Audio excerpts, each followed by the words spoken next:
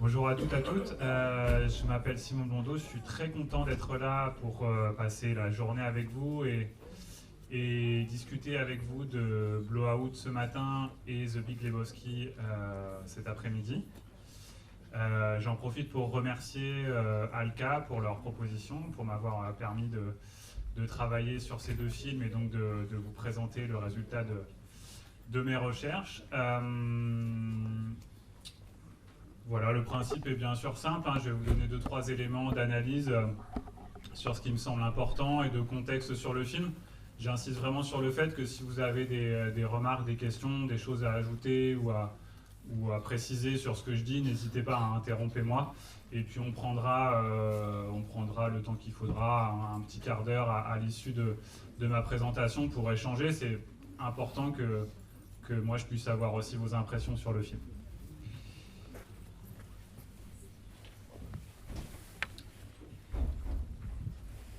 Blowout est donc un film de 1981, un film qui se place au cœur de la filmographie de Brian De Palma. Je voudrais insister en introduction sur le fait que c'est à sa sortie un échec commercial, et un échec commercial qui va compter dans la carrière de Brian De Palma, évidemment négativement. Et bien sûr, s'il est présenté aujourd'hui à vous, mais à vos élèves, c'est qu'il a pu être réévalué par la critique, par le grand public aussi, voire même par des cinéastes. Quentin Tarantino est un cinéaste qui adoube beaucoup de films ou d'autres réalisateurs, et en l'occurrence c'est une référence qu'il cite assez allègrement et dont il a même utilisé la musique dans un des films, dans Boulevard de la Mort, pour en faire une référence plus précise. L'attelage, si je peux l'appeler comme ça, de la production du film est vraiment dans la continuité des autres productions que De Palma mène à la fin des années 70 et au début des années 80. Il a déjà travaillé avec le producteur George Lito, notamment pour le film Obsession et juste avant pour le film Pulsion. Nancy Allen, l'actrice principale du film, a également déjà tourné pour Brian De Palma, dans Carrie, un petit rôle, mais surtout dans Pulsion, là aussi juste avant, le film précédent, le film de l'année précédente. Et accessoirement, ce qui n'est pas un détail, c'est que c'est la femme de Brian De Palma, encore à cette époque. Ils se sépareront peu après.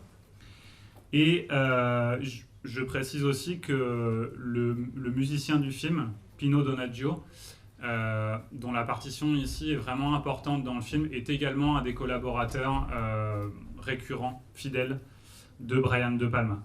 Il y avait donc a priori une équipe qui avait l'habitude de travailler avec Brian De Palma, des gens qui avaient l'habitude de travailler ensemble, ce qui va vraiment faire basculer la production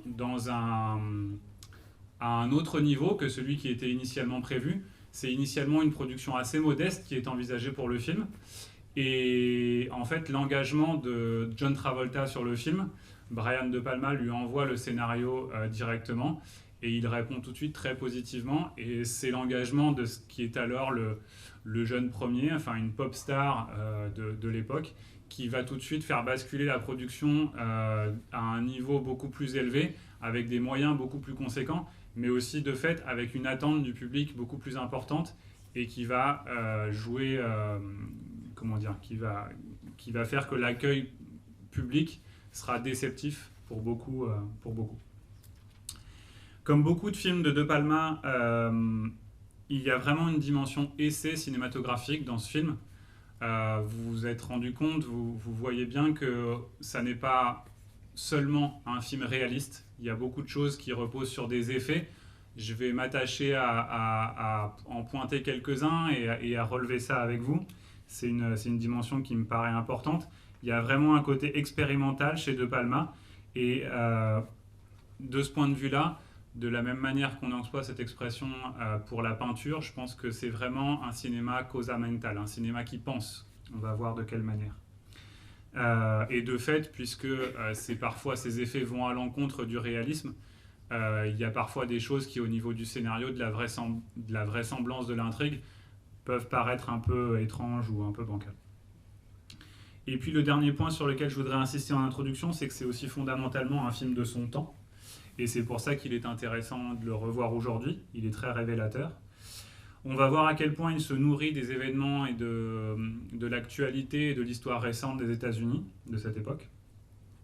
Et puis c'est un film fondamental, très parlant, sur ce qu'est à ce moment-là la crise de la représentation. Alors on l'a beaucoup dit, beaucoup écrit sur le cinéma des années 70 aux États-Unis, qu'il y a des véritables transformations structurelles, fondamentales. Bien sûr c'est vrai, à certains égards, à même beaucoup d'égards, Blowout est un film, alors pas spécialement rattaché à la décennie 70, ça n'a pas beaucoup d'intérêt, mais qui participe de ça. Et là aussi on va s'intéresser à ça. C'est une crise de l'image de soi, une crise intime, et quelque part une crise aussi, enfin c'est l'image d'une crise de la société américaine, en tant que les attaques faites au corps sont aussi des attaques faites au corps social. J'insiste tout de suite sur le fait que Blowout met en scène un personnage seul au milieu du monde, incompris, et que ça c'est une trame très fertile pour traiter des travers de la société. De Palma, sans être un cinéaste militant à proprement parler, c'est vrai pour ce film et c'est vrai pour d'autres, est vraiment un cinéaste de l'Amérique malade. Il va quand même dénoncer certains travers de la société américaine à travers toute son œuvre. Un rapide coup d'œil à la filmographie de De Palma. C'est déjà un cinéaste bien installé. Il fait donc partie de cette génération des cinéastes qui émergent dans les années 70 et qui, comme Scorsese avec la Palme d'Or de Taxi Driver ou Spielberg par exemple avec le succès énorme des Dents de la Mer, Jaws, c'est pas un réalisateur qui a tout de suite, exploser le box-office ou crever, ou est apparu comme ça sur le devant de la scène, mais il est considéré comme un cinéaste moderne, intéressant, avant-gardiste, ce serait un bien grand mot, c'est pas le bon terme, mais en tout cas faisant partie de cette génération et traitant à la fois de sujets, mais surtout ayant une stylistique qui le distingue. Vous voyez donc que juste avant Blowout, il tourne Pulsion, qui est un film forcément auquel je ferai référence à certains moments parce que les deux films sont liés. Mais peut-être le film de sa filmographie ou les deux films de sa filmographie qui ont eu le plus d'écho avant Blowout, c'est Obsession, sur lequel il brasse déjà des thèmes hitchcockiens. Il rejoue un certain nombre de thèmes hitchcockiens et fait un film entre l'Europe et les États-Unis, entre Florence et Los Angeles. Et puis Carrie au bal du diable, qui est peut-être le film qui à ce moment-là le fait le plus connaître, qui a aussi beaucoup de succès, qui est un teen movie, c'est-à-dire un film de campus, d'adolescents, mais comme souvent chez De Palma, qui tend et qui vire au cinéma de genre à la fin du film pour ceux qui l'ont vu. Brian De Palma appartient donc en plein à cette génération qui a été qualifiée de movie brats en américain, c'est-à-dire les mauvais garçons. C'est une sorte d'appellation qu'on retrouve un peu pour les cinéastes de la nouvelle vague en France. Alors c'est toujours, faut prendre avec des pincettes ces appellations qui rassemblent des cinéastes comme ça en une famille parce qu'ils ont tous leur univers, tous leur stylistique très propre. Mais de fait, il y a quand même vraiment une génération qui éclot à ce moment-là. Ce qui est important, c'est que c'est un cinéaste cinéphile, comme beaucoup de cinéastes de cette génération-là, mais en plus d'être cinéphile, il a une dimension technophile. C'est-à-dire que c'est quelqu'un qui s'intéresse vraiment de près à tout ce qui constitue la machine cinéma, les caméras, les enregistreurs, les éclairages, enfin, il est vraiment très pointu et très féru de technique. Et si j'insiste là-dessus, c'est que c'est évidemment important pour son cinéma, en général, mais évidemment très important ici, dans sa manière de montrer justement la machine cinéma à l'œuvre. C'est un cinéaste de genre, en tout cas qui ne s'interdit absolument pas, voire qui plonge très volontiers dans le cinéma de genre pour nourrir ses films, parfois même en les croisant. Et c'est un styliste, un grand styliste, ce qui lui permet d'ailleurs d'avoir une filmographie bien sûr hétérogène, parce qu'il va brasser des histoires très diverses, mais avec quand même des grandes thématiques récurrentes, et que sur de grands motifs, il peut varier. Il peut faire de la variation sur le motif. J'ajouterais que les éléments biographiques de Palma, on pourrait le qualifier aujourd'hui de geek. C'est quelqu'un, encore une fois, qui est très féru de technique. Il est certain que ça nourrit le personnage de Jack Terry dans le film.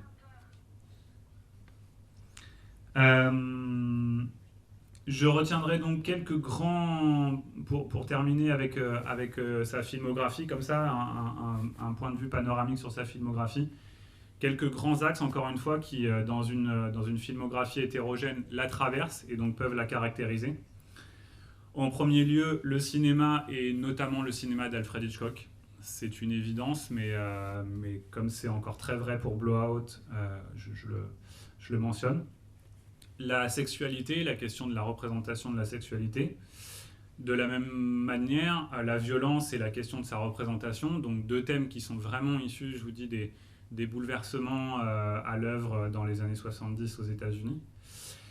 Et par conséquence directe, l'Amérique et son histoire contemporaine, voire même son actualité. Et puis enfin, quelque chose qui est aussi transversal dans son œuvre, la question du genre, et notamment la trame du thriller, le film à suspense, qui est presque une constante dans son œuvre. Tous ces films, presque de près ou de loin, s'y rattachent. Un mot sur les deux comédiens principaux, j'en ai déjà un tout petit peu parlé. John Travolta, qui est donc à ce moment-là une pop star, très très très connue, et encore une fois, dont l'engagement dans le film le fait basculer à un autre statut. John Travolta est très connu parce qu'il vient d'enchaîner La fièvre du samedi soir en 1977 et Grease en 1978. Il est donc le jeune premier de l'Amérique à ce moment-là. Mais c'est à noter que, alors qu'il est encore très jeune, il va vouloir chercher des rôles dramatiques. C'est aussi pour ça qu'il s'engage, je pense, aussi volontiers dans ce projet avec Brian De Palma à sa tête. C'est qu'il a envie, puisqu'il n'est pas... Enfin, en tout cas, il a envie d'être autre chose qu'un danseur et jeune acteur, un jeune premier. Et donc, il va chercher des rôles un peu plus consistants. Et en l'occurrence, le rôle de Blowout, mais l'échec de Blowout, va lui coûter. Et vous savez que dans sa trajectoire, c'est un acteur avec une trajectoire assez singulière. Et c'est dans un second temps de sa carrière, qui va connaître un peu une traversée du désert, c'est Tarantino qui viendra le rechercher avec Pulp Fiction et qui donnera un nouveau souffle à sa carrière, la Palme d'Or aidant. Et enfin, Nancy Allen, là aussi, pas grand chose à ajouter. C'est une actrice qui est notamment connue, enfin principalement connue pour ses films avec donc son mari à l'époque De Palma. Et il n'est pas forcément très intéressant de s'intéresser à la vie privée des comédiens, aux réalisateurs, mais je pense que c'est quand même pas anecdotique qu'elle ait enchaîné donc plusieurs films avec son réalisateur, Marie, et que ça mettra un terme à leur relation. Brian De Palma, de ce qu'on peut en savoir, c'est un réalisateur qui reste assez secret. C'est quand même une personnalité très particulière, très singulière. Ça se sent en interview, les quelques documents autour de lui. Faire des tournages avec lui et partager sa vie, de fait, ça paraissait effectivement quelque chose. De fait, leur couple n'a pas survécu au tournage de Blowout.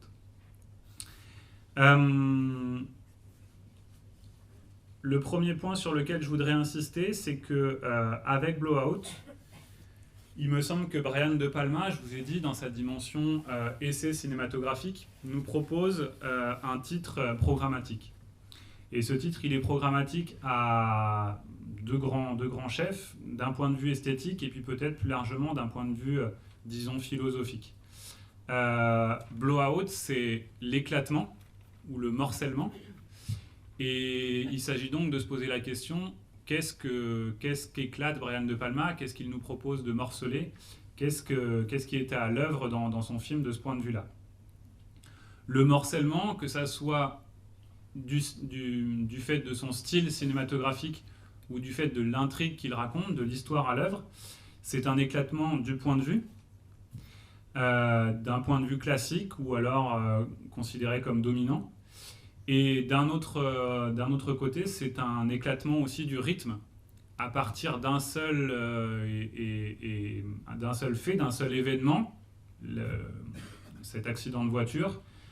on va avoir effectivement un éclatement à la fois des points de vue et à la fois du rythme à proprement parler, puisque un seul événement va être traité de manière différente, monté de manière différente, pour le dire d'un point de vue cinématographique. Il y a donc une dimension programmatique et performative dans ce titre. Et de fait, il se joue comme enjeu à la fois esthétique et philosophique ce que peut le cinéma. Une des questions de Blow-Out, c'est le pouvoir du cinéma. Le cinéma est intégré dans le film et rejoué dans ses différentes dimensions, donc une dimension sonore, une dimension visuelle, une dimension aussi une dimension documentaire. Jack Terry va capter des sons sur le vif pour nourrir sa fiction, certes, mais il a une démarche documentaire. Et le cinéma aussi comme fiction est bien entendu sous-entendu directement comme mensonge.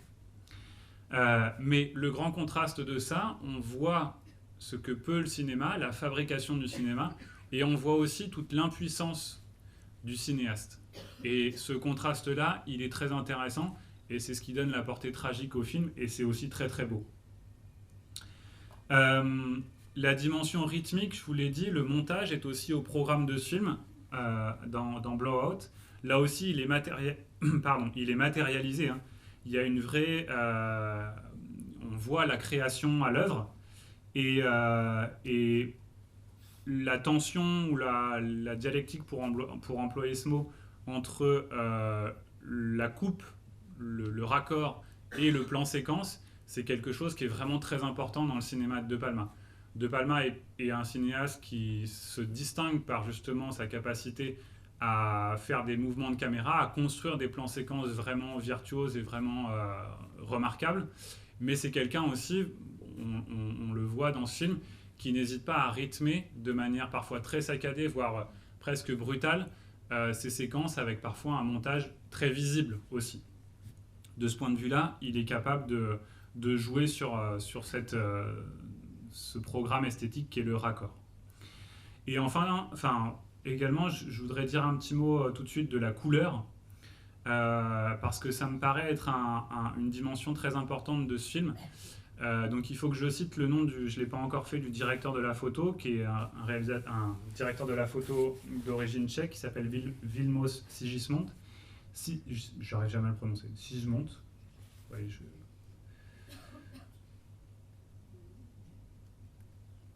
avec Z-S-I-G. Sigmund. Comment vous dites? Sigmund. C'est vrai. Aussi simplement. Sigmund. Sigismond, ça va pas du tout.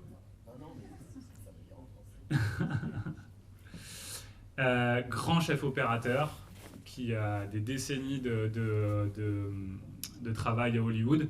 Il est notamment connu pour son travail avec Cimino sur La Porte du Paradis, mais pas que, il a travaillé aussi avec beaucoup d'autres. Et donc, pour ce film, ce que je remarquerai, c'est le travail au noir, c'est-à-dire que ça va être, à proprement parler, bien sûr, un film noir, mais ça va être aussi un film très nocturne. Et de ce point de vue-là, le traitement des couleurs est vraiment remarquable, et notamment dans toutes les scènes que De Palma et son chef opérateur baignent de lumière. C'est-à-dire qu'on va avoir des ambiances lumineuses, parfois au néon. Effectivement, ces lumières sont souvent brillantes, voire humides, avec une dimension, oui, très, très, très brillante. Et le travail sur la couleur acquiert une dimension abstraite. J'insiste à nouveau sur le côté expérimental, enfin essai cinématographique. La couleur dans le film vaut parfois pour elle-même.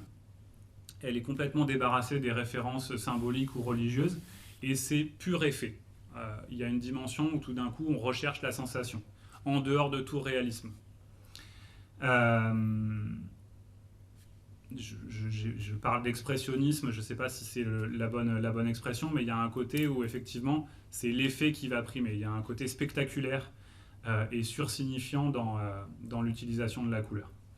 À ce titre-là, je voudrais rapprocher Brian De Palma, le travail qu'il fait ici sur la couleur, d'un autre réalisateur, alors lui pas d'origine italien, qui s'appelle Dario Argento, et qui, à la même époque, dans le genre qu'il explore, le giallo, c'est-à-dire un mélange de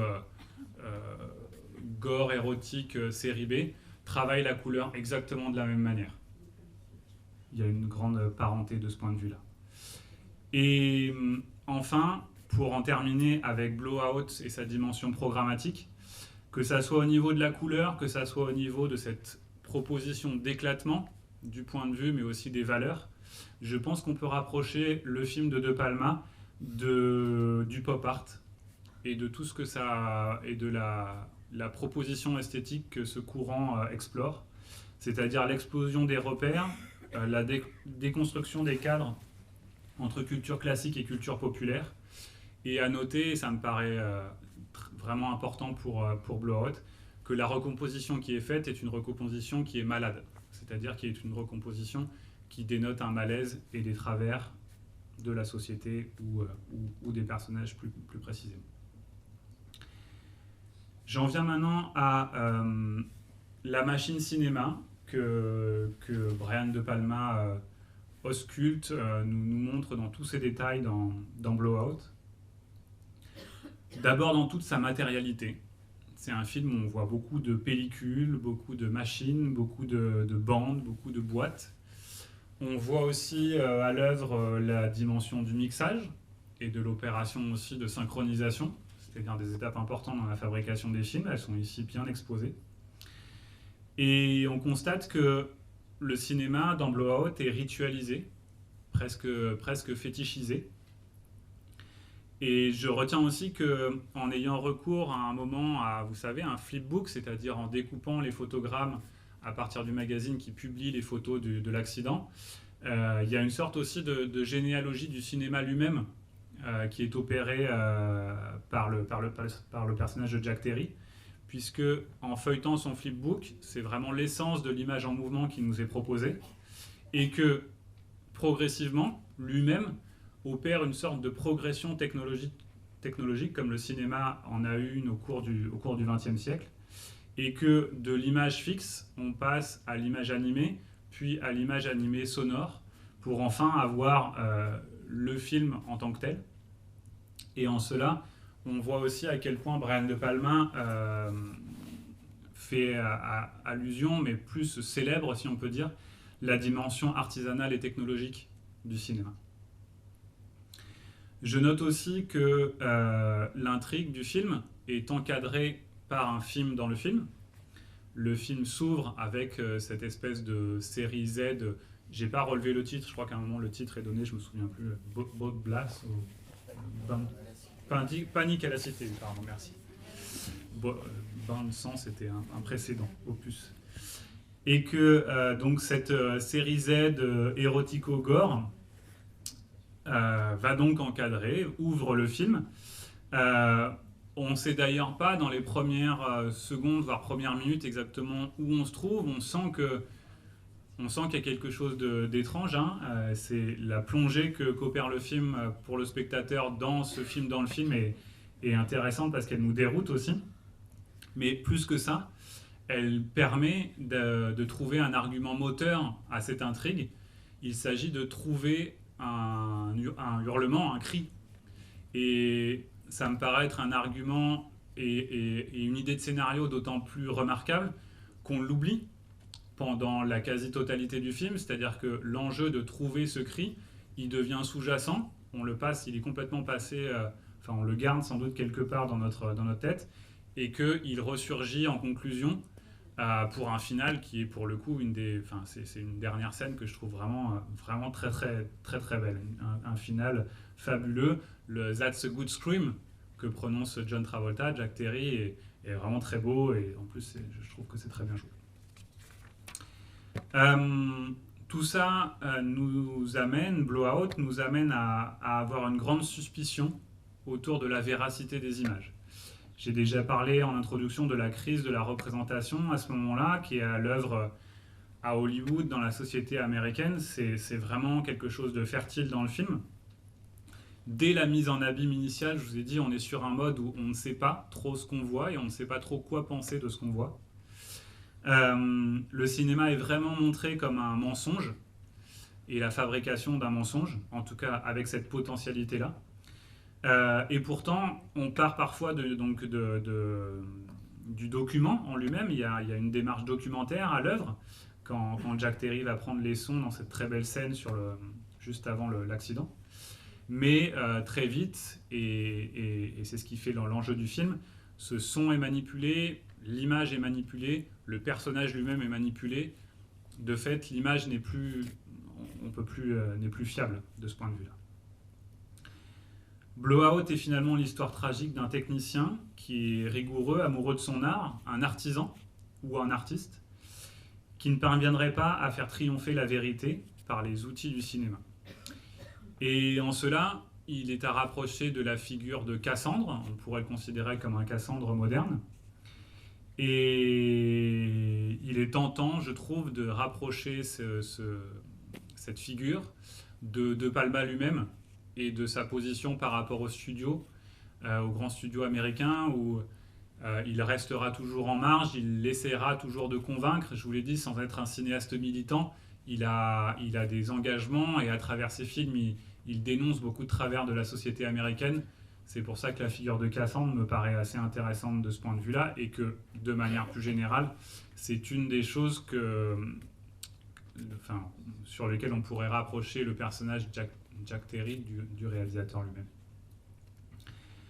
Blowout est donc un film fondamental sur la création cinématographique et je pense que c'est vraiment intéressant de le présenter de cette manière-là aux élèves. Sur l'œuvre en train de se faire, mais aussi sur ce qu'elle ne peut pas, sur son impossibilité, voire sur son impuissance. Et ça finit sur une figure vraiment tragique, celle du créateur, complètement effondré par ce qu'il vient de créer. Et tout ça est très paradoxal puisque le film, en tant que tel, Blowout, mais même le film dans le film, cette panique à la CTU, finissent par exister. Il y a donc un vrai geste de création. Mais à quel prix la vérité, l'amour et la joie ont été sacrifiés?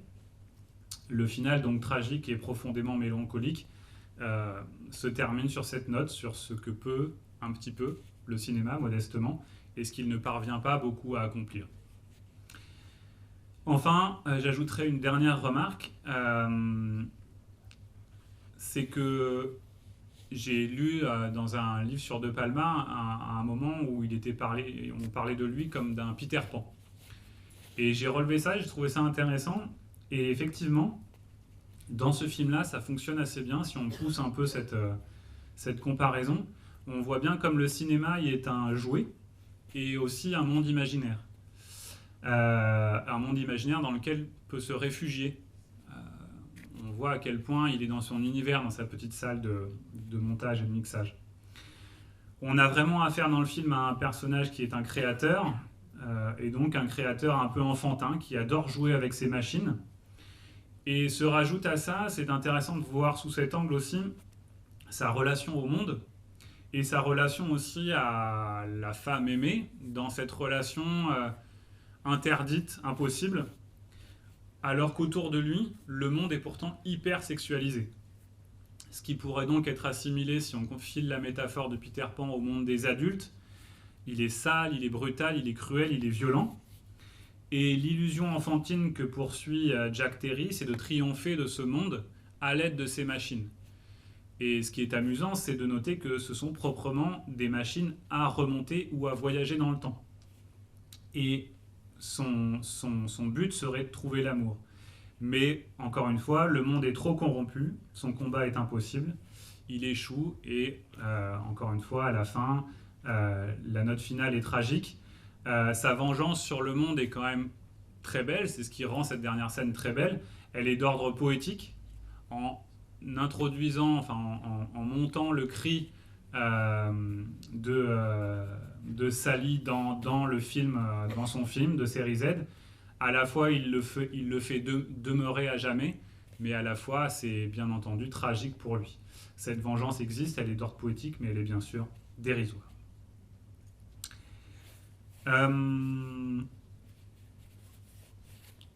Si vous n'avez pas de questions ni de remarques là-dessus, je poursuis en essayant de mettre en évidence avec vous quelques éléments de la grammaire de De Palma, qui a vraiment une écriture cinématographique très singulière. Très singulière et très riche. C'est-à-dire que beaucoup d'effets sont à l'œuvre dans Blowout.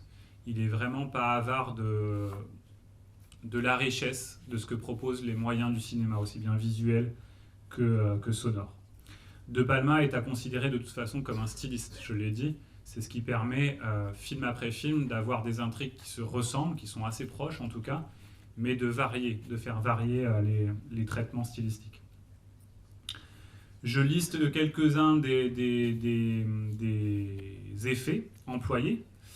Rappelez-vous du split screen, cet écran coupé en deux, où on a donc un effet de montage immédiat dans un même plan. Les plans aussi, il doit y en avoir une dizaine dans le film où il utilise une lentille binoculaire. C'est un effet plus étrange qu'on a vraiment peu l'habitude de voir au cinéma, qui rapproche un premier plan net d'un second plan, parfois très éloigné, qui sera net aussi. Souvenez-vous pour cela du moment où il capte le son dans le parc, la nuit, et qu'il y a tout d'un coup un crapaud très près, très net au premier plan, et lui qui sera aussi beaucoup plus loin, mais net également au second plan. J'en ai déjà un petit peu parlé, mais d'amples mouvements de caméra qui lui permettent de construire des plans séquences très élaborés. Et toujours un peu dans la même logique, de faire rentrer dans un même plan plusieurs actions, ou en tout cas une action qui aurait pu ou aurait dû être morcelée en plusieurs plans plus courts.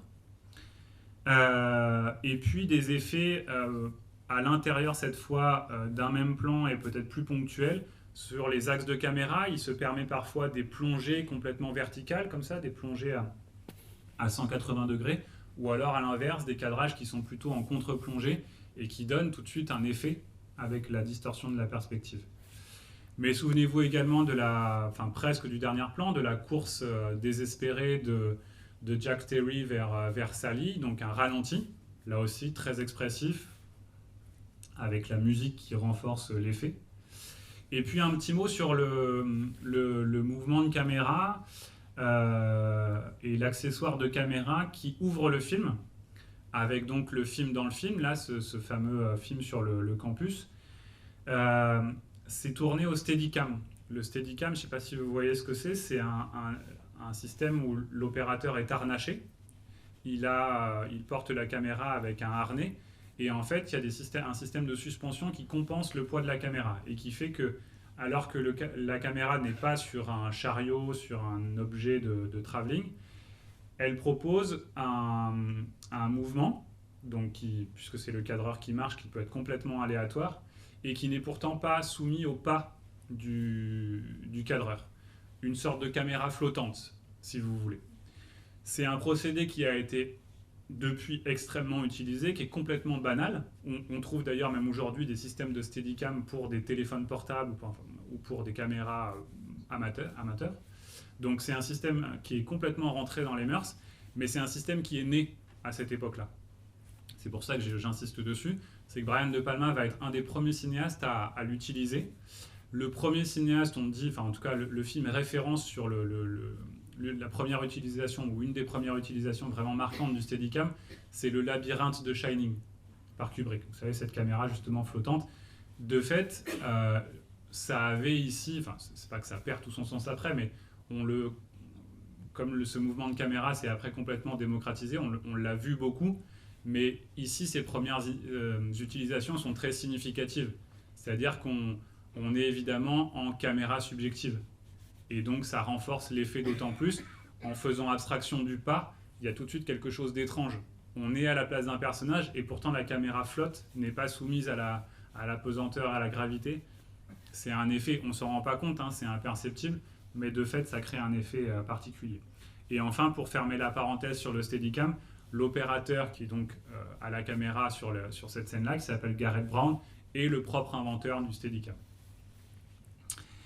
Je voudrais insister un peu plus sur un de ces effets, et en l'occurrence donc le fameux plan avec la lentille binoculaire. Donc rappelez-vous, pour avoir une idée de ça, encore une fois, rappelez-vous de ce plan avec le crapaud. qui est très parlant. Il y en a, je vous ai dit, une dizaine à peu près dans le film, donc c'est quand même un effet qu'il va utiliser assez largement. Ça a d'abord l'avantage immédiat de concentrer 2 plans en un seul. Là où on aurait pu avoir le son du crapaud et donc un plan très rapproché du crapaud pour nous faire comprendre d'où ça venait, c'est intégré dans un seul et même plan. Il y a donc une dimension efficace dans quasiment tous les effets que j'ai cités là. Brian De Palma est quand même quelqu'un qui va chercher l'efficacité du récit en bon cinéaste américain, même s'il a une dimension expérimentale qui parfois le fait mettre en avant justement les effets plus que l'action, il cherche quand même à faire avancer son histoire, bien entendu. Et donc, qu'est-ce qui différencie par exemple ces plans-là, avec la lentille binoculaire, d'un plan en split screen, avec l'écran coupé en 2? Eh bien, nécessairement, le plan, donc mettons le plan crapaud, ce sont donc 2 plans en un seul, mais ces 2 plans appartiennent au même espace-temps. Et ça, c'est vraiment important parce qu'à partir de là, dans ce plan-là, on détruit la perspective classique, les systèmes de représentation classiques qui font qu'un premier plan doit être flou si le second plan est net et inversement. Et donc c'est programmatique, blow-out, éclaté, cette concentration de l'espace-temps, cette distorsion des règles classiques de la perspective et de la composition, c'est, je pense, quelque chose qui intéresse aussi De Palma, encore une fois, sur un plan d'efficacité narrative, mais même, on va dire, esthétiquement ou poétiquement. Ça renvoie donc à un système de représentation pré-perspective. Imaginons, rappelons-nous les systèmes de représentation médiévaux, où il n'y a pas du tout une hiérarchie différente entre les personnages, les actions, de ce qu'on a pu inventer et connaître par la suite, qui est plus de l'ordre de la juxtaposition plutôt que de la logique. C'est donc un effet de montage interne, j'en ai déjà un peu parlé, et puis je pense que ça lui plaît aussi de faire une sorte de contraction comme ça, poétique, des jeux de correspondance à l'intérieur d'un même plan. Je pense que tout ça excite beaucoup De Palma quand il fait ces plans-là. Je ferme donc la parenthèse sur la lentille binoculaire pour me placer de manière plus générale, insister sur le fait qu'on assiste dans ce film vraiment à un jeu de dynamique, une dialectique entre de la culture classique, de la représentation classique et quelque chose de plus déconstruit, plus moderne ou expérimental. Aussi bien au niveau de la forme qu'au niveau des références. C'est vraiment une manière de battre les cartes, de bouleverser les repères et les hiérarchies convenues, et donc notamment entre culture classique et culture populaire. Et quand j'entends culture populaire là, je pense beaucoup au genre. Le genre va beaucoup servir, et les codes, bien sûr, propres au genre, vont beaucoup servir à Brian De Palma à venir contrebalancer la représentation classique que par ailleurs, il maîtrise complètement. Il y a des plans qui sont vraiment extrêmement bien composés dans des règles classiques. Celui auquel je pense tout de suite, c'est au moment où Sally va partir prendre le train et donc il la rattrape une première fois à la gare. Il y a ce portique, cette voûte, le plan est construit à partir de cette voûte, c'est très bien cadré. Tout ça, bien sûr, Brian De Palma sait le faire. Là-dessus, j'en ai parlé un tout petit peu en introduction, je ferai aussi une allusion au film qui s'appelle Obsession, qui est donc construit qui remonte à quelques années dans la filmographie de De Palma, et qui est un aller-retour entre les États-Unis et l'Europe. Et plus que ça, qui est un aller-retour, parce qu'il est question d'un personnage féminin qui est restauratrice ou restaurateur de fresques. Et donc ça se passe dans des églises à Florence. On a donc une mise en scène de la culture classique européenne dans son berceau. Et à l'inverse, tout d'un coup j'ai dit Los Angeles, je crois que c'est à la Nouvelle-Orléans que se déroule la partie américaine du film, où justement tous ces repères-là vont exploser et on est, vous voyez, dans ce contraste-là. Dernière remarque pour indiquer que d'après moi, ce que je relèverais, c'est que les personnages de Palma sont dépourvus de morale. Qu'est-ce que je veux dire par là? C'est que, à la différence de grands récits classiques et de grands scénarios qui seraient construits à partir de convictions de la part de personnages, qui ne sont même pas des convictions, de principes moraux, ici les personnages agissent pour résoudre un problème, soit pour combler un manque, soit pour tenter de réparer un traumatisme. Évidemment, c'est le cas bien sûr de Jack Terry.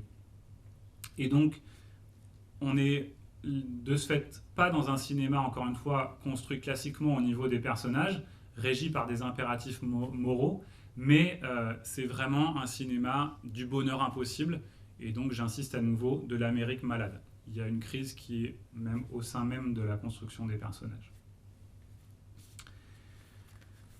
Un mot maintenant sur les matrices, ce que j'ai appelé les matrices à l'œuvre dans le film, les grandes correspondances, les grandes influences qui sont à l'œuvre dans Blowout. Alors la première, la plus évidente, parce qu'elle est à l'œuvre ici, mais elle traverse plus généralement toute l'œuvre de beaucoup de films de Palma, c'est une matrice Hitchcock. Alors, avec un terme que j'emploie un peu avec des pincettes, le terme de maniérisme, parce que c'est toujours un peu délicat, c'est vraiment un terme rattaché à la peinture, mais de fait, la capacité de Palma à jouer sur le motif et sur la référence, je pense que c'est un terme qu'on peut employer. Vous noterez que dès donc, l'ouverture du film, dès le film dans le film, avec ce plan de poignard menaçant un personnage féminin sous la douche, on a évidemment un détournement de la scène de Psycho. On a de manière comme ça, ponctuelle, plus ou moins appuyée, plus ou moins évidente, des références à plusieurs films d'Hitchcock, mais celui qui me semble être le plus ici référent, c'est Vertigo. À plusieurs égards, dans Vertigo, le personnage de Scotty, donc, qui est joué par James Stewart, a sur la conscience la mort d'un de ses collègues, de la même manière que Jack Terry dans Blowout, et la volonté de la conjurer en dirigeant son amante. Alors, James Stewart dans Vertigo en la faisant devenir autre, et ici en la dirigeant, il joue aussi quelque part le rôle de metteur en scène, en la dirigeant de manière active dans l'action. Notez aussi que de la même manière, Scotty dans Vertigo que Jack Terry dans Blowout sauve le personnage féminin de la noyade, que ça soit dans la baie de San Francisco pour l'un ou dans le parc de Philadelphie dans l'autre. On a aussi de la même manière un amour rendu impossible, de fait, par tout ce qui les entoure et par les contradictions internes même aux personnages. Par le complot aussi, notez que aussi bien Judy dans Vertigo que Sally dans Blowout jouent un double jeu, en tout cas jusqu'à un certain point, mais de fait elles font partie du complot. Et de fait aussi les obstacles psychologiques de l'un ou de l'autre des personnages sont trop forts. Enfin, là en l'occurrence c'est surtout les obstacles psychologiques de Jack Terry, mais ça rend l'amour impossible. Et enfin, la dernière correspondance évidente, ce sont des motifs visuels en écho, qui fonctionnent en écho. J'ai parlé tout à l'heure de la couleur, et donc les bains de couleur sont vraiment des choses que De Palma a pu reprendre de chez Hitchcock. Je vais vous montrer pour cela une petite séquence de Vertigo. Et on va voir à quel point on peut faire des parallèles avec des choses que vous avez vues dans Blowout.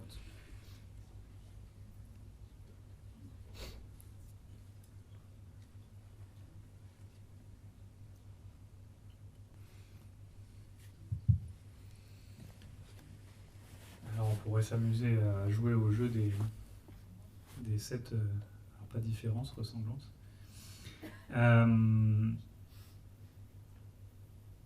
Si ici on est dans le vert, rappelez-vous que la scène où Sally va voir le journaliste véreux, la Manny, c'est construit au niveau de l'ambiance et du décor un peu de la même manière, où alors la scène n'est pas baignée de vert, mais elle est baignée de rouge, mais en fonctionnant de la même manière avec une enseigne lumineuse. De la même manière que, d'ailleurs, c'était plus au début de la scène, donc ça, vous ne l'avez pas vu ici. Mais vous savez, Manny, le journaliste, guette l'arrivée de Sally. Et de la même manière, c'est exactement ce qui se passe avec Scotty, ici, dans l'extrait. Il va de temps en temps à la fenêtre pour regarder quand est-ce qu'elle arrive.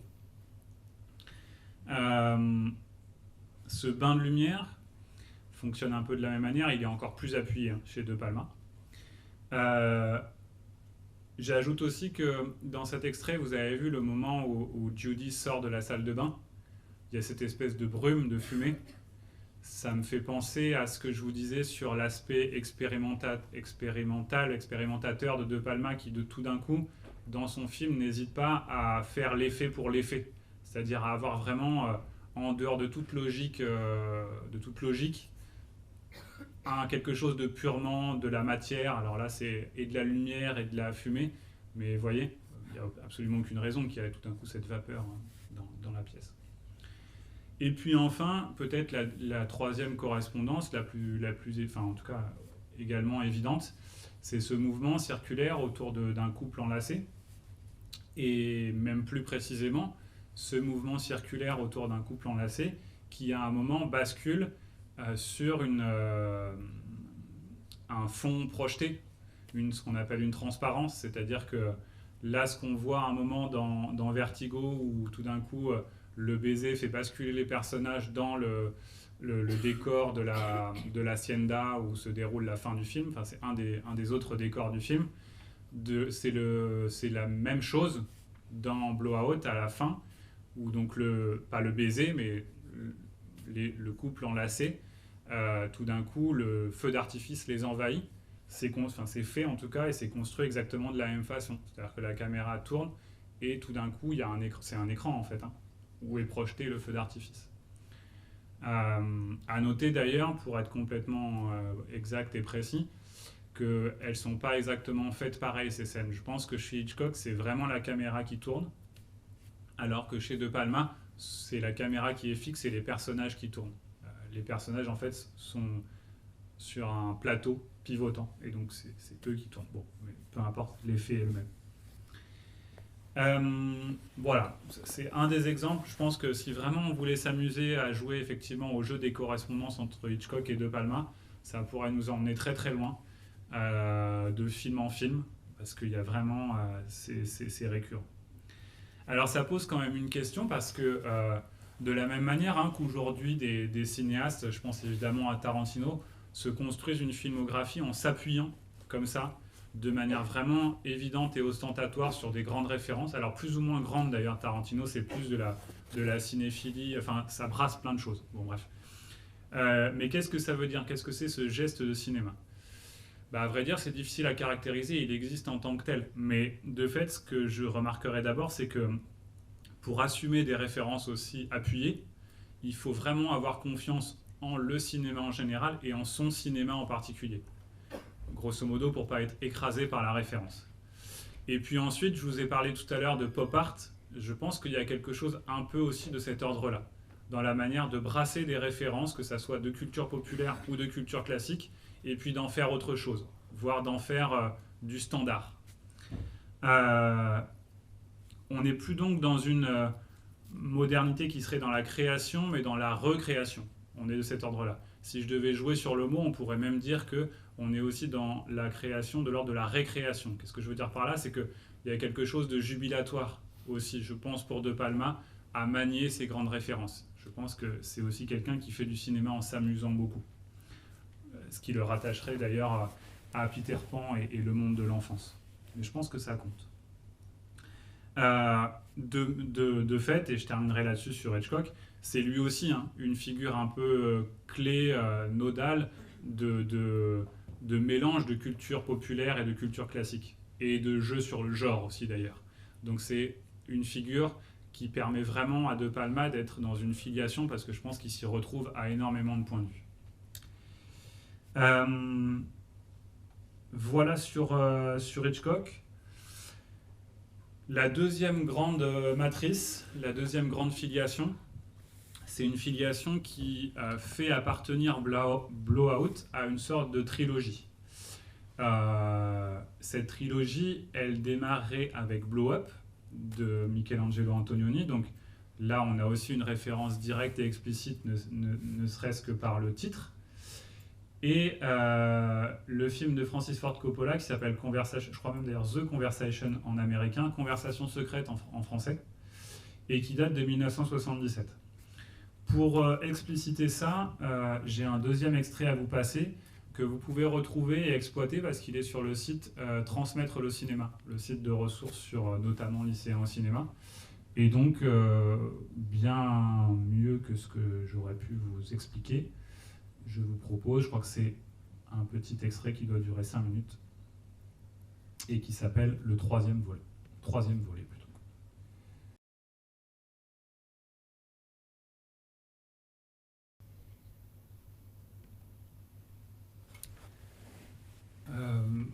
Donc j'ai pas grand chose à rajouter là-dessus parce que c'est bien fait, c'est explicite. Je voudrais m'intéresser maintenant dans une dernière partie sur les valeurs de l'Amérique que Blowout met à l'épreuve.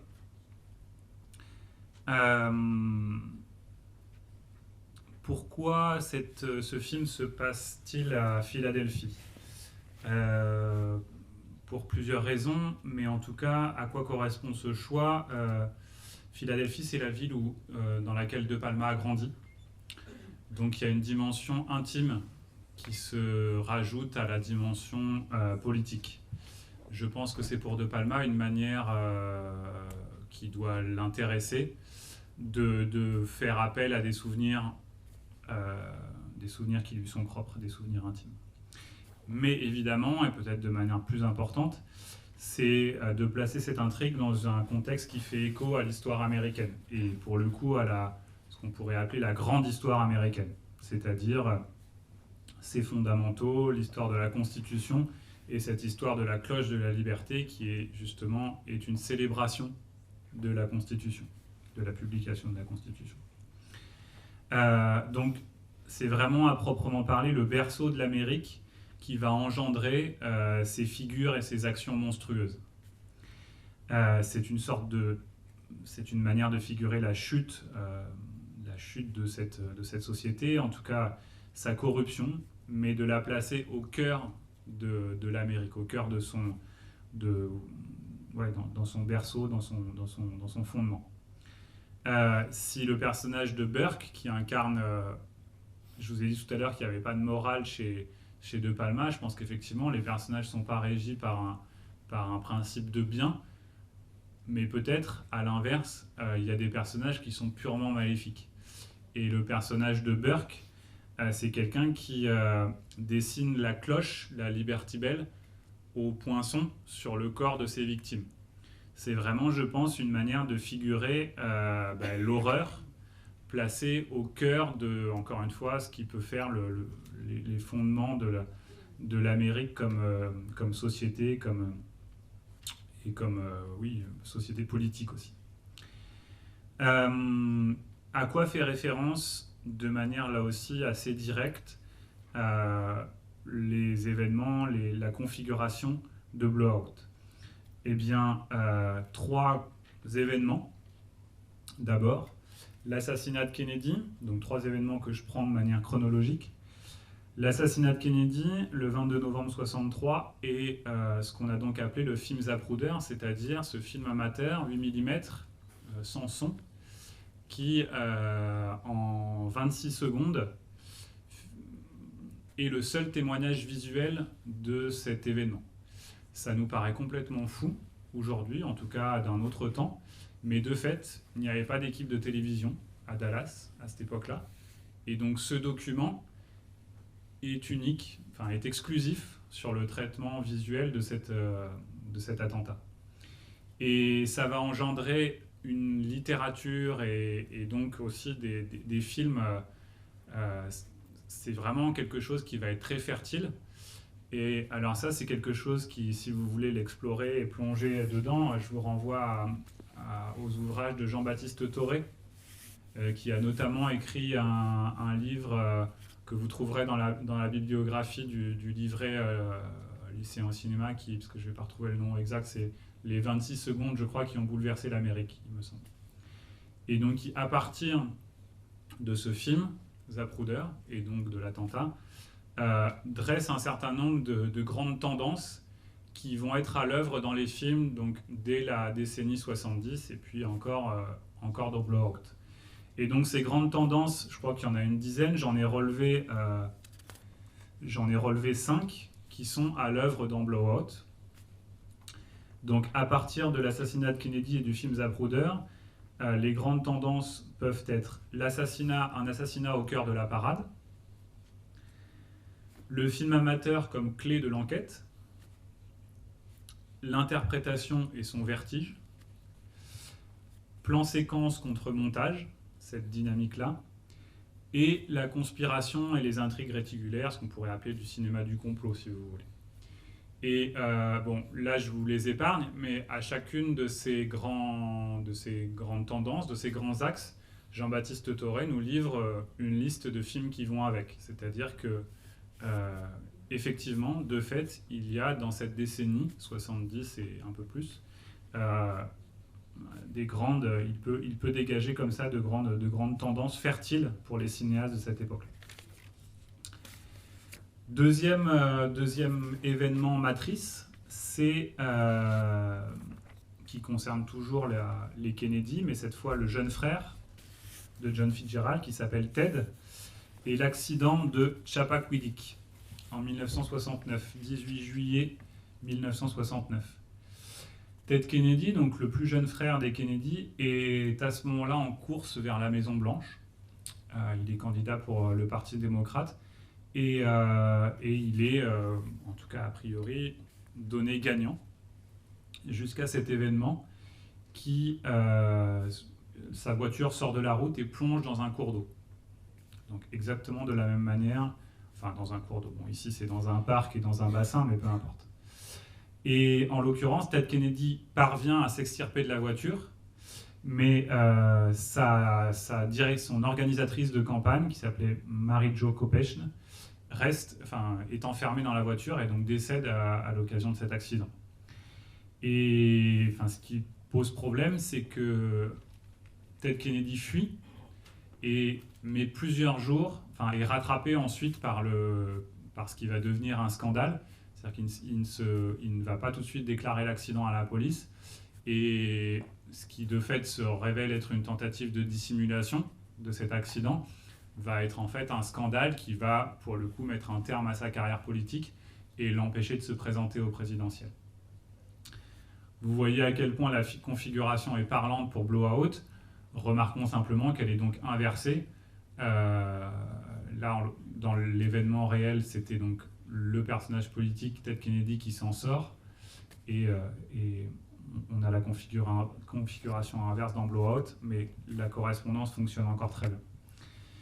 Et enfin, le troisième événement, c'est aussi évidemment, de manière évidente, le scandale du Watergate. Donc on remonte encore dans le temps, et alors là, c'est la révélation du Watergate, c'est le 17 juin 1972. Et donc pour vous rappeler la configuration de cet événement, ça se passe donc à Washington, dans un complexe proche de la Maison-Blanche, où le Parti démocrate a son quartier général. Et donc, commandité par les républicains et Nixon en particulier, des écoutes vont être pratiquées, des micros vont être posés dans le bâtiment. Et la révélation de ce scandale aussi, de ce complot, entraîne la démission du président Nixon et donc la convocation ensuite d'élections. Vous voyez donc à quel point les événements historiques conditionnent aussi et nourrissent le scénario de Blowout. Je retiendrai 4 autres éléments qui ne sont pas cette fois des événements en tant que tels, mais par contre des grandes tendances de la société et maintenant de l'histoire américaine de cette époque-là. La première, c'est l'irruption avec la télévision des images violentes au sein même des foyers au cours des années 60 et 70. Que ce soit les images, bien entendu, de la guerre du Vietnam, mais ensuite les différents assassinats politiques qui vont frapper les Kennedy, mais aussi Martin Luther King, les leaders noirs. Ces images-là ne sont pas, comme on le connaît aujourd'hui, traitées, si vous voulez, édulcorées, montées et censurées, c'est pas le bon mot, mais filtrées, disons, avant d'être passées à la télévision. Et donc il y a vraiment une violence brute et crue qui arrive au sein même des foyers américains à l'heure du dîner. Et ça, évidemment, c'est encore une fois Jean-Baptiste Thoré qui marque ça, avec le fait que le cinéma américain, qui était jusqu'à la fin des années 60 encore codifié par le code Hays, qui posait tout un certain nombre d'interdictions sur la représentation de la violence et de la sexualité, tout d'un coup, ça devient caduc. C'est-à-dire que le cinéma ne peut plus être en retard, si vous voulez, dans la représentation de la violence et de la sexualité par rapport à ce qui tombe tous les jours aux informations. Et donc, le basculement et le déferlement de la violence à l'œuvre dans le cinéma américain des années 70, on peut très bien l'analyser de cette manière-là, c'est parlant. La deuxième tendance, c'est qu'effectivement, la vérité des images, en elle-même, ontologiquement, est remise en cause. Et par extension, la presse, en tant que quatrième pouvoir, n'est plus fiable. C'est vraiment ce qui est exposé aussi dans Conversations secrètes. Mais de fait, Blowout, c'est un film de la crise. La presse n'est plus un organe qui est là pour faire éclater la vérité. Tout le monde est suspect, en quelque sorte. Troisième tendance, le meurtre politique est un fait de l'Amérique contemporaine. C'est vraiment devenu quelque chose qui est presque de l'ordre du commun. C'est-à-dire c'est un fait, c'est acté. Encore une fois, la succession des meurtres depuis les années 60 fait que c'est une donnée de la société américaine et de la course aussi aux élections. Et enfin, plus largement, la dissolution morale des élites est actée. On a une crise de la confiance, ce qui renforce et ce qui rend évidemment fertile et possible toutes les histoires tissées autour de théories du complot. La manipulation pour des spectateurs est d'autant plus facile à accepter que, de fait, dans la société de cette époque, il y a des événements qui viennent corroborer ces scénarios-là. En conclusion, j'insisterai donc sur le fait que on assiste à une très belle démonstration de ce qu'on pourrait appeler le cinéma paranoïaque. Donc, je viens de parler de cinéma du complot. Ce seraient deux termes et deux idées à rapprocher. Mais même plus précisément, le côté tragique de cette histoire nous incite presque à penser que ce sont les personnages eux-mêmes qui précipitent leur chute. En tout cas, ils se jettent dans la bouche du loup de manière assez candide. Et donc, ça nous incite à penser qu'effectivement, ils sont prisonniers de leur propre tragédie. Blowout est vraiment le film d'un monde désespéré, et De Palma s'en fait le peintre. Tout concorde, depuis les influences cinéphiles au motif visuel en passant par la prise directe sur l'histoire contemporaine, pour fonder donc ce que je qualifierais de cinéma paranoïaque. Je vous remercie.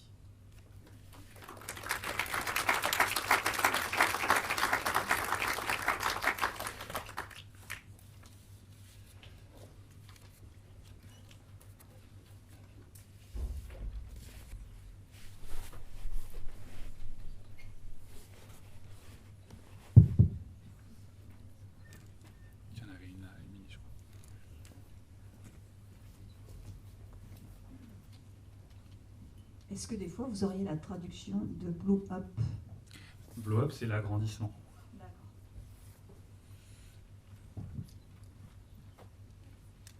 Par extension, ça désigne aussi le gros plan. Oui, j'avais deux remarques. La première, c'est sur la fin du film. Est-ce qu'on ne peut pas y lire aussi le recyclage que fait Hollywood? It's a good scream. C'est-à-dire le cri est de toute façon repris par l'industrie du cinéma et recyclé par l'industrie du cinéma. Et d'ailleurs, le personnage, un peu cyniquement, reprend ce cri. Alors, il n'en a plus, mais c'est aussi ça. Et le cinéma continue. Et l'entertainment continue aussi d'Hollywood. Et la deuxième remarque, mais vous l'avez dit, il y en a tellement, mais c'est peut-être la référence à Rear Window, Fenêtre sur cour, d'Hitchcock, où là aussi, c'est alors le regard plus particulièrement, mais il y a le son, le regard, et c'est aussi reconstitué en quelque sorte chez Hitchcock le film que nous n'avons jamais vu, enfin, ou que James Stewart a vu, mais et qu'il aussi avec un couple, avec Grace Kelly, etc. Quoi.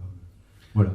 Ouais, absolument. Et même, rappelez-vous, pour ceux qui ont effectivement Fenêtre sur cour en tête, il y a même un moment plus précis où James Stewart demande à donc deux personnages féminins, il y a Grace Kelly d'un côté et puis son infirmière de l'autre, de comparer deux photographies parce qu'il y a, il a vu qu'il y avait un endroit de la cour qui avait été creusé et donc il y a ce jeu aussi sur l'image. Ouais, c'est tout à fait vrai. Et votre première remarque, c'était ce que j'avais. Oui, sur le recyclage. Oui, voilà. Bon, non, mais vous avez tout à fait raison. Show must go on. Et moi, je vois vraiment, je trouve que c'est une très belle scène et elle est, à mon avis, de l'ordre de l'intime, c'est-à-dire on est à ce moment-là concentré sur le personnage de Travolta, donc on ressent les choses avec lui. Mais clairement, si on extrapole et que si on se détache un peu, il y a un côté où cette manière, cette capacité qu'a Hollywood à dissoudre toute idéologie et toute éthique, ouais, complètement. Tant que ça marche, on fait ce qu'on veut, quoi. Enfin, on fait ce qu'on veut. En tout cas, tant que c'est bon pour le film, mais par extension pour le business, bien sûr. Ouais, tout à fait.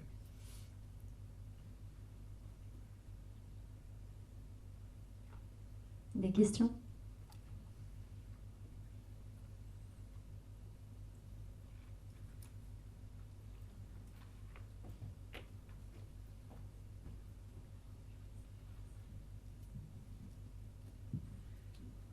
Oui, j'avais une remarque à faire à propos de l'univers du conte dont vous avez parlé tout à l'heure.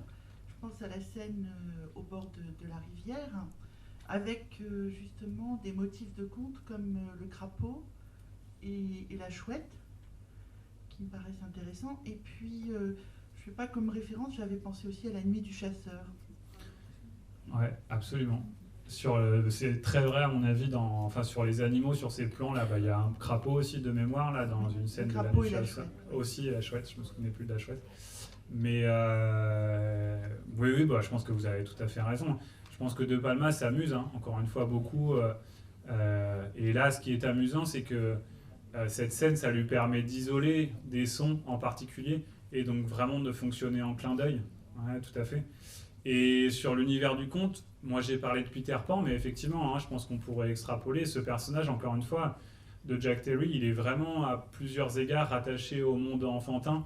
Et on voit bien dans cette scène comme ça l'intéresse d'enregistrer un crapaud, alors que d'après nous, dans le film, dans ce qu'on a vu du film, il n'en a pas spécialement besoin dans son film sur les étudiantes légères dans son campus. Donc oui, il y a un côté où il joue avec les machines. Il y a vraiment ce côté enfantin, jubilatoire. Et puis, le côté tragique des personnages renverrait aussi à une trame du conte. Donc je pense que ça peut être assez fertile, effectivement, de creuser ça. Ouais. On a ça aussi, je pense, avec le couple qui marche le long de la rivière, qui a un motif aussi. Le jeune homme, le prince charmant et la jeune fille qui marchent le long de la rivière, et tout ça va être complètement disloqué par la suite. Ouais, tout à fait.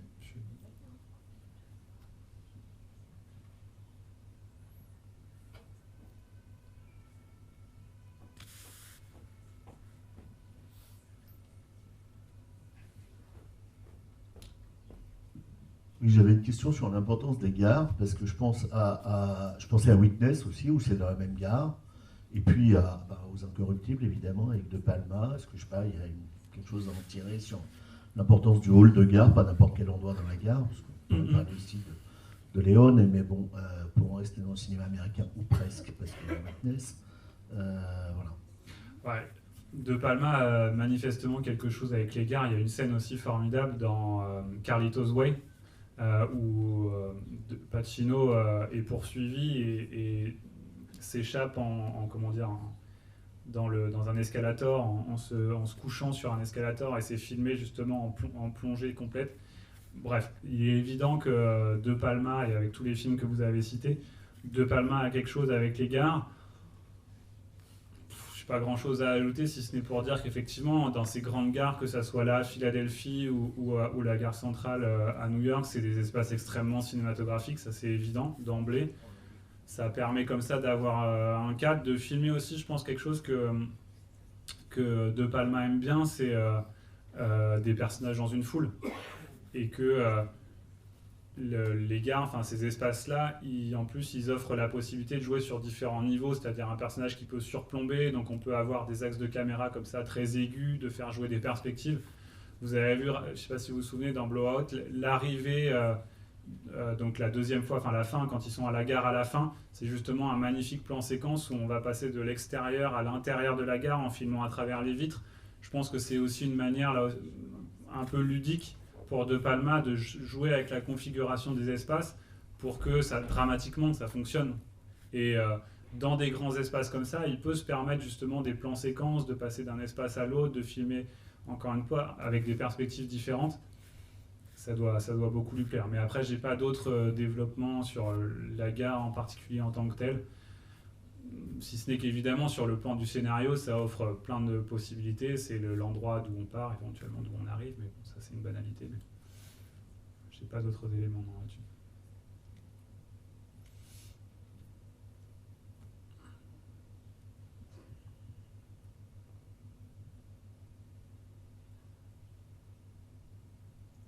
Une dernière question?